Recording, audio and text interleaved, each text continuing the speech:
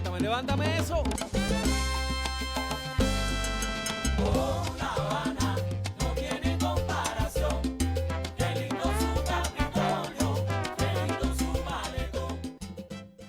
El Art Deco forma parte de la historia de la arquitectura cubana. Así se mostró en el taller Habana Deco, realizado en noviembre del año 2000, auspiciado por la Sociedad Art Deco de Nueva York, el Congreso Internacional de Sociedades Deco y la Unión de Escritores y Artistas de Cuba.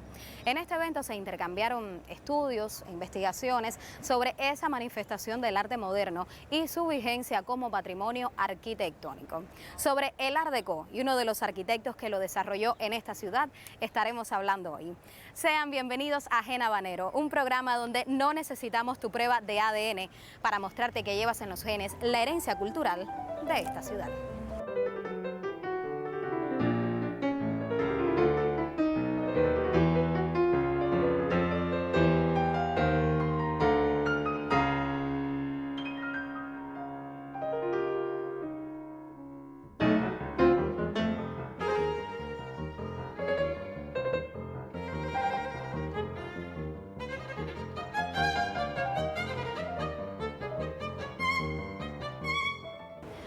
Primero conozcamos el gen del Art Deco.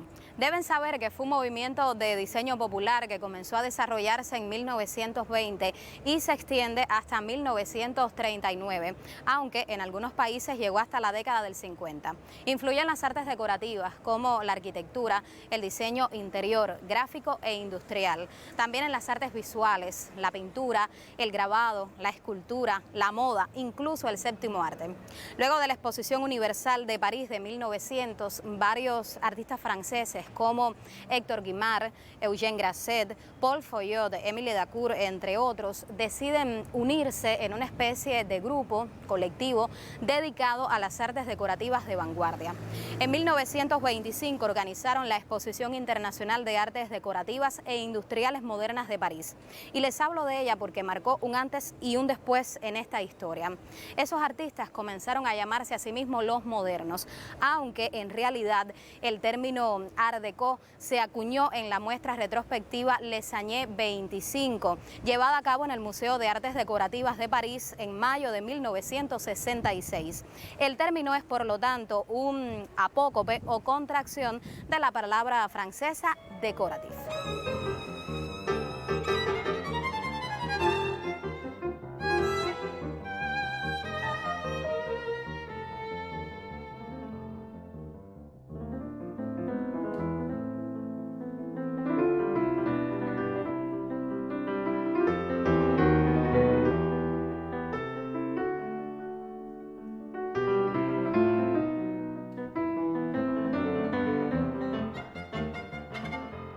El Art Deco fue una amalgama de muchos estilos y movimientos de principios del siglo XX y, a diferencia del Art Nouveau, se inspira en las primeras vanguardias. Sus influencias provienen del constructivismo, el cubismo, el futurismo, del propio Art Nouveau, del cual evoluciona, y del racionalismo de la escuela Bauhaus.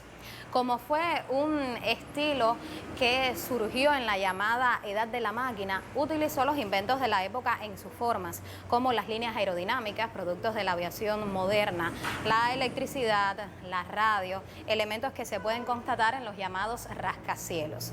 En cuanto al color, deben saber que se nutre de las experiencias del fauvismo, y algo que distingue este movimiento es el uso de figuras geométricas en sus formas. También se puede apreciar la tipografía en negrilla, la línea recta, la quebrada, opuestas a las curvas desiguales y naturalistas del Art Nouveau.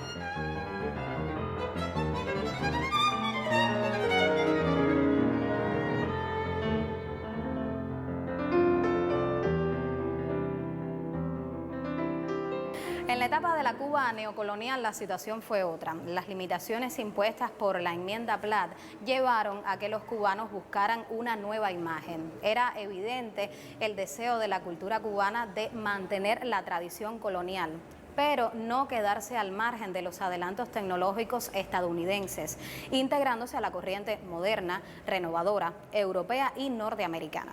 Es así que la burguesía habanera importa a esta ciudad el Art Deco, el último grito de la moda en el campo de las bellas construcciones, y se estuvo desarrollando hasta los años 40. Uno de los primeros aristócratas que utilizó elementos de este estilo en el interior de su vivienda fue Juan Pedro Barón. Imagino que este nombre les resulte familiar porque ya dedicamos un programa a su casa en la calle Paseo del Vedado y al amor existente entre él y Catalina Laza. Otros ejemplos de este estilo serían la Quinta Avenida del recién inaugurado reparto de Miramar en 1919, el edificio del Hospital Municipal de Maternidad América Arias, diseñado por el equipo Govantes Cabarrocas, los cines Teatro Fausto en el Prado de La Habana de 1938, el edificio América de 1939, rascacielo de apartamentos con sus correspondientes salas de teatro y cines. Pero la obra maestra del Art Deco en La Habana es el edificio de oficinas Emilio Bacardí, construido entre 1930 y 1938. En la actualidad, el edificio Bacardí está en proceso de restauración total, dirigido por la Oficina del Historiador de la ciudad. Bueno, ya les he mencionado algunos arquitectos que trabajaron este estilo, pero observemos a Hurtadillas, a otro que además le incorporó lo tradicional de esta ciudad. El arquitecto que muestra en sus edificaciones la simplicidad cercana al minimalismo y que logró un punto de unión entre los códigos del movimiento moderno, es decir, del Art Deco con la arquitectura colonial, se llamó Eugenio Batista González de Mendoza. Nació en La Habana el 24 de diciembre de 1900, cursó la enseñanza general en el Colegio La Salle y el primer año de la carrera de arquitectura en la Universidad de Georgetown, Estados Unidos. No obstante, se recibe como arquitecto en la Universidad de La Habana en 1924 y también en la de Princeton del norteño país en 1930, donde además ejerció como profesor. Desde 1925 y hasta 1927 estuvo trabajando en la firma Morales & Company, participando en los proyectos de la residencia de Mark Pollack en la localidad habanera de Country Club y en el edificio de la Cuban Telephone Company. En uno de los parques proyectados en la zona del Malecón, Eugenio Batista edificó en 1938 el Anfiteatro de La Habana, un teatro al aire libre diseñado en líneas claras y códigos modernos con el uso de materiales locales como la piedra de Jaimanitas. Es en esa época que realmente pone en práctica la simbiosis de tradición y modernidad y edifica residencias para algunas de las personalidades más adineradas y de la alta sociedad habanera. Con su hermano Ernesto Batista también proyectó la remodelación del Teatro Pairet en el Paseo del Prado de La Habana Vieja. Además de su obra material, Eugenio Batista fue un importante crítico y teórico de la arquitectura cubana. Formó parte, junto a Nicolás Arroyo, Nicolás Quintana y otros arquitectos cubanos, de los primeros latinoamericanos en afiliarse a los congresos internacionales de arquitectura moderna, participando en todos sus eventos a partir de la posguerra. Este arquitecto cubano fue el pionero de una generación que tenía como premisa fundamental el retorno a los códigos de la arquitectura colonial y que él mismo resumió como las 4P: pórticos, persianas, patios y puntales.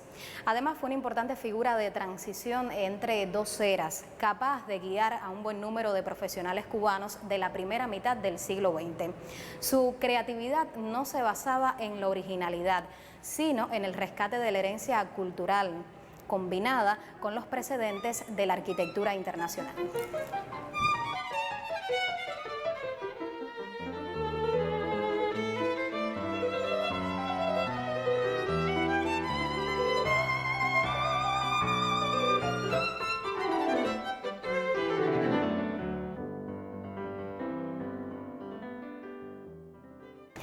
El Art Deco alcanzó su apogeo en los años 1920 y como era básicamente decorativo, se considera un estilo burgués.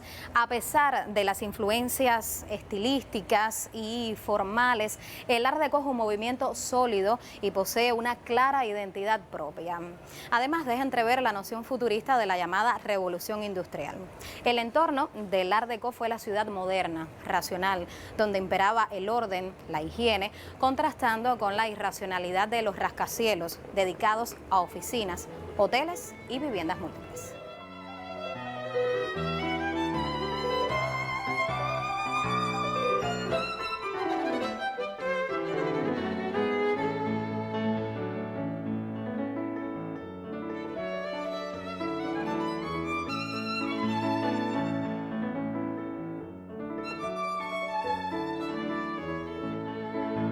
El Art Deco es un estilo opulento y su exageración se atribuye a una reacción contra la austeridad, producto de la Primera Guerra Mundial.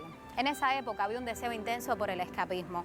No obstante, muchas personas vivieron y disfrutaron del Art Deco en la época del jazz. Conociendo más sobre el patrimonio inmueble de esta ciudad, nos despedimos.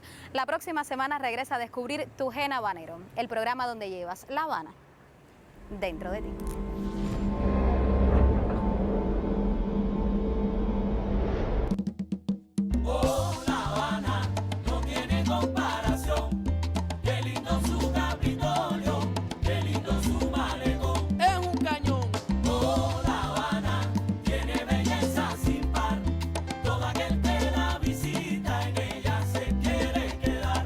Levántame eso.